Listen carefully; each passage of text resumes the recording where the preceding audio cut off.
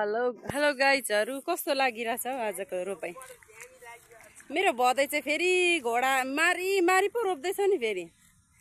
यता हेर त मेरो बहिनी चाहिँ हेर न त्यहाँ यति ढिलो रोप्छ कि भदैले रोपेको अरे खेलेको कि काम गरेको। र मेरो बुवा यहाँ रोप्दै हुनुहुन्छ। हामी चाहिँ हाम्रो फ्यामिली मात्रै रोप्छौँ है जहिले। हाम्रो यो थोरै खेत छ कि हो 3 गरा रोपिसक्यौँ माथि। अब यो अनि अझै 3 गरा बाँकी छ। हामी चाहिँ जहिले वर्षैपछि हाम्रो फ्यामिली मात्रै मेरो मम्मी मेरो दाइ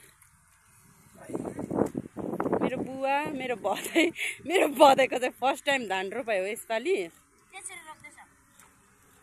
रोपेको पारा हेर्नुहोस् है कस्तो लागिरहेछ। राम्रो लाग्यो कि लागेन कमेन्ट गर्नुहोस् है। म चाहिँ यहाँ छु।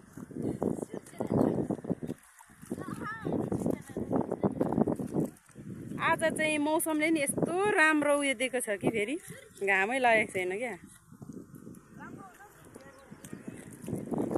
अलि छिटो रोप।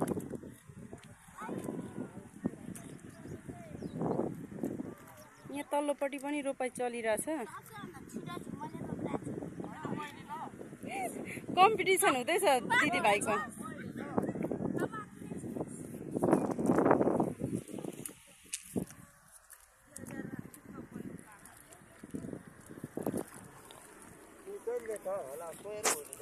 आमा कति छ रोप्नु अझै